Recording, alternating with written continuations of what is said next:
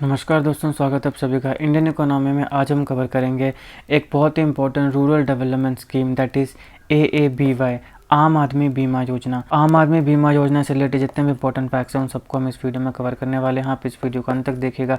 Channel पर न हो तो सब्सक्राइब अवश्य करिएगा और politics, economy, GK, tech, geography, science, environment and ecology की तमाम वीडियोज़ को देखने के लिए एक बार हमारी प्लेलिस्ट को जरूर चेक करिएगा। चलिए दोस्तों, शुरुआत करते हैं। देखिए, कारपेंटरी, फिशिंग, हैंडलूम, वीविंग या इस प्रकार के 48 ऐसी डिफाइंड ऑक्यूपेशंस हैं, यानी जो भी लोग ऐसे काम करते हैं, चाहे वो फिशिंग करते हैं, कारपेंटरी करते हैं, हैंडलूम करते हैं, वीविंग करते हैं, इनके लिए बनाई गई है आम आदमी बीमा योजना। आम आदमी बीमा योजना और जनाश्री बीमा योजना 2013 से पहले ये दो अलग हेल्थ स्कीम्स हुआ करती थी। बाद में इन दोनों को कंबाइन किया गया था 2013 में। इसमें बेसिकली इंश्योरेंस कवरेज दिया जाता है 30,000 रुपये तक का, जिसमें जो एनुअल प्रीमियम है वो 200 रुपया भरना पड़ता है। अब इसकी जो क्वालिफाइंग रिक्वायरमेंट्स हैं वो ये हैं कि जो भी इंडिविजुअल है वो उस फैमिली का फैमिली हेड होना चाहिए और वो फैमिली का अर्नर होना चाहिए, यानी कि वही उस फैमिली के लिए, परिवार के लिए पैसा कमा रहा है। और उसकी जो इनकम है वो या तो BPL की लाइन पे होनी चाहिए, मतलब या तो वो जो BPL का एक क्राइटेरिया है एट और बिलो, या तो उतना हो या उससे कम हो। अगर ऐसा है और वो 48 जो लिस्टेड वोकेशंस हैं, जिसमें हमने बात करी कारपेंटरी की, हमने बात करी फिशिंग की, ऐसी जो 48 लिस्टेड वोकेशंस हैं उनमें से एक अगर वो काम करता है, फैमिली हेड है, फैमिली का सोल अर्नर है और BPL की वो जो लाइन है उस पे या उससे नीचे आता है, तो वैसा व्यक्ति क्वालिफाई है इस स्कीम के लिए। अब देखिए, इस प्रकार के जो पुअर लोग होते हैं, जिनकी इनकम कम होती है और कहीं ना कहीं जो एक अवेयरनेस है, एक बैंकिंग अवेयरनेस है, वो भी इनके पास नहीं होती है, तो ये कभी भी पैसे को सेव नहीं करते हैं, राइट। मतलब जितना आएगा खाएं पिएंगे खर्चेंगे, फिर उतनी मेहनत करेंगे, मतलब हैंड टू माउथ होता है। सेविंग के ऊपर इतना ध्यान नहीं देते हैं, जो कि सीरियस इमरजेंसी, चाहे वो कोई डिसेबिलिटी हो जाए या डेथ हो जाए, वहाँ पे यूज़ आ सकती हैं। तो इसलिए ये जो आम आदमी बीमा योजना है, ये कहीं ना कहीं फाइनेंशियल असिस्टेंस का मतलब होता है मदद, तो ये फाइनेंशियली कहीं ना कहीं मदद प्रदान करता है इस प्रकार के लोगों को, अगर कोई भी अनफॉर्चुनेट सर्कमस्टांस उनकी लाइफ में आ जाता है तो। अब देखिए, कुछ ऐसे पर्टिकुलर सिचुएशंस हैं जिन्हें आम आदमी बीमा योजना में किसी भी एलिजिबल इंडिविजुअल के लिए कवर किया जाता है, जैसे कि नेचुरल डेथ। अब अगर किसी की नेचुरल डेथ हो जाएगी तो उसके जो परिवार वाले हैं उनको वहाँ पे पैसे दिए जाएंगे। अब जब हमने स्कीम के लिए क्वालिफिकेशन देखी तब हमने कहा कि जो भी इंडिविजुअल है वो सोल अर्नर होना चाहिए उस फैमिली का। तो जब सोल अर्नर की ही मृत्यु हो गई, नेचुरल डेथ होगी, तो बाकी जो उसकी फैमिली बच गई वो कहाँ जाएगी? तो इसके लिए वहाँ पे नेचुरल डेथ यहाँ पे कवर की गई है, उसके लिए वहाँ आम आदमी बीमा योजना के तहत उसे पैसे मिलेंगे, मतलब उनकी फैमिलीज़ को पैसे मिलेंगे। क्या करना पड़ेगा?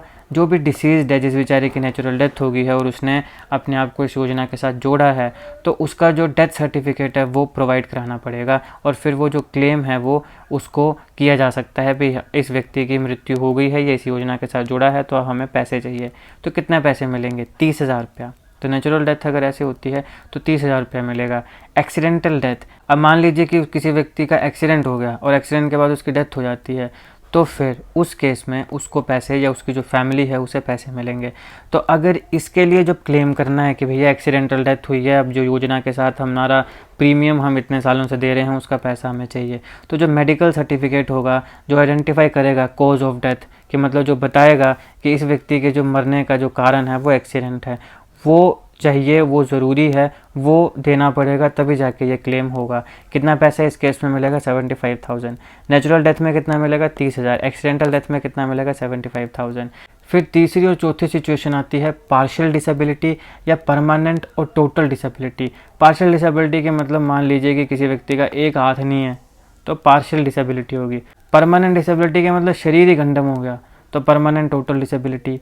तो यहाँ पे अगर पैसे के लिए क्लेम किया जाएगा तो उस केस में जो मेडिकल सर्टिफिकेट है वो गवर्नमेंट फिजिशियन से लेना पड़ेगा, जो कि डिस्क्राइब करेगा वहाँ पे नेचर ऑफ डिसेबिलिटी, कि अगर कोई इंडिविजुअल इस योजना के साथ जुड़ा है और उसको पार्शियल डिसेबिलिटी हो जाती है या परमानेंट टोटल डिसेबिलिटी हो जाती है, तो उस केस में डॉक्टर के पास जाके वहाँ पे अपना एक सर्टिफिकेट बनाना पड़ेगा। जो गवर्नमेंट फिजिशियन होगा, गवर्नमेंट डॉक्टर के पास जाके, प्राइवेट के पास नहीं, जो गवर्नमेंट डॉक्टर होगा यानी वो डॉक्टर जिसको गवर्नमेंट ने ऑथराइज किया है, तो जो गवर्नमेंट डॉक्टर होगा उसके पास जाके एक मेडिकल सर्टिफिकेट बनाना पड़ेगा। उस सर्टिफिकेट में वो बताएगा कि किस प्रकार की डिसेबिलिटी है, क्या पार्शियल डिसेबिलिटी है या परमानेंट टोटल डिसेबिलिटी है। फिर उस हिसाब से वो मेडिकल सर्टिफिकेट बनाएगा।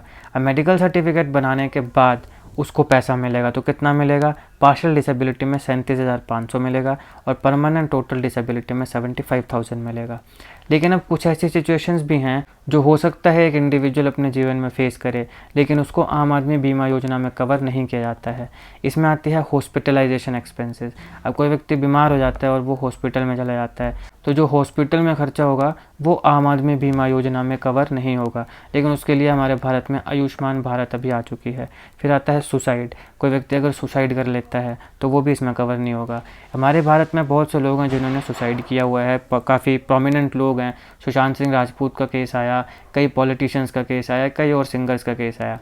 देखिए सुसाइड जो है, यहाँ पर कानून क्या बोलता है, एक होता है अबेटमेंट ऑफ सुसाइड, इसके ऊपर कानून क्या बोलता है।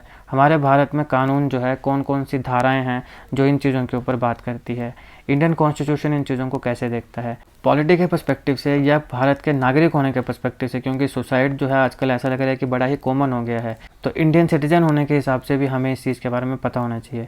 अबेटमेंट ऑफ सुसाइड को मैंने एक अच्छे से अलग वीडियो में कवर किया है, अगर आप चाहें तो देख सकते हैं, उसका लिंक मैं डिस्क्रिप्शन बॉक्स में दे दूँगा।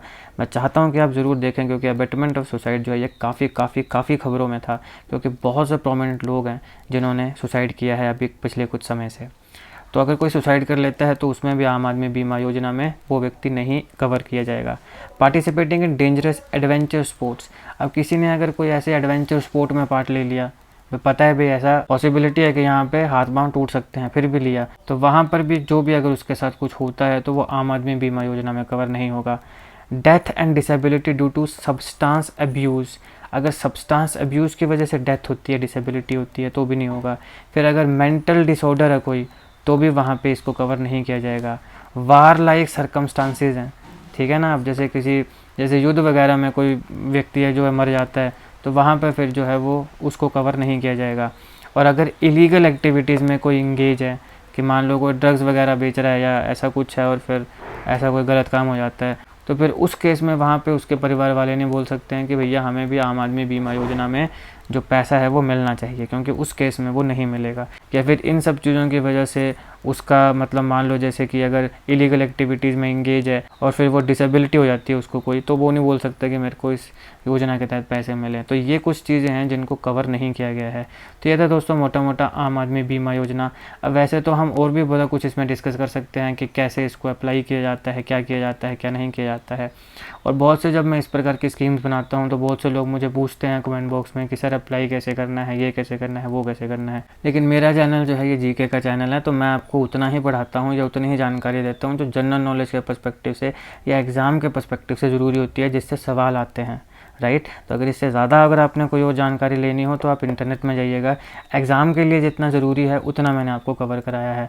तो अगर आपको वीडियो अच्छी लगी हो तो लाइक करिएगा, शेयर करिएगा। Politics, economy, GK, tech, geography, science, environment and ecology की तमाम वीडियोज़ को देखने के लिए एक बार हमारे प्लेलिस्ट को जरूर चेक करिएगा। और जीके करंट अफेयर के ऐसी ही वीडियोज़ को देखने के लिए हमारा चैनल सब्सक्राइब करिएगा। Thank you so much for watching.